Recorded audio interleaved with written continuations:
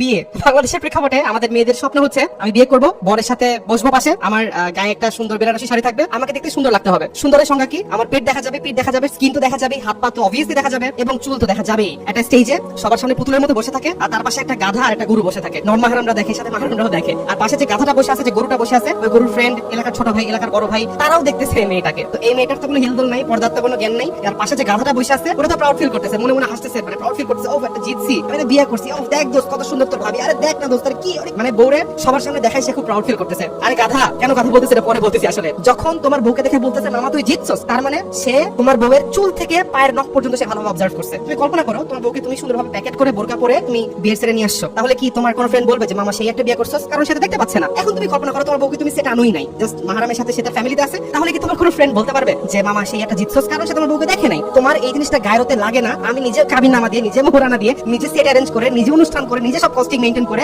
নিজের পকেট থেকে টাকা দিয়ে আমি সবাইকে দেখাচ্ছি বউকে। তাই তোমাকে আমি গাধা বললাম। আল্লাহ তাআলা কুরআনে বলেন, সেই ব্যক্তি চতুষ্পদ জন্তুর থেকেও খারাপ, বালহুম আদাল, যে চোখ থাকতে দেখে না, যে কান থাকতে শোনে না, যে অন্তর থাকতে উপলব্ধি করে না, সে চতুষ্পদ জন্তুর চেয়ে নিকৃষ্ট। যে তার ওয়াইফের দায়িত্ব পালন করতে অপারক। দায়িত্ব বলতে কি শুধু ভাত খাওয়ানো না, শুধু নিয়ে হানিমুনে যাওয়া না, শুধু নিয়ে ট্রিপে যাওয়া না, শুধু তাকে খাওয়ানো না। দায়িত্ববোধ কাকে বলে? তোমার বউকে তুমি পর্দার আড়ালে রাখবা, তোমার বউকে তুমি ঢেকে রাখবা, তোমার বউকে তুমি সবার চোখ থেকে আড়ালে রাখবা। This is the main responsibility of husband. তাকে বলা হয় দায়ুস। যে তার বউয়ের পর্দা মেইনটেইন করতে অপারক, যে তার বউয়ের হায়া মেইনটেইন করতে অপারক, সে ব্যক্তি হচ্ছে দায়ুস। আর দায়ুস কখনো জান্নাতে যাবে না, লা ইয়াদখুলুল জান্নাহ। তাহলে তুমি জাহান্নামী হচ্ছ, এট দ্য সেম টাইম তুমি হচ্ছে গরু ছাগল, কুকুর বিড়াল। That's it. Keep support.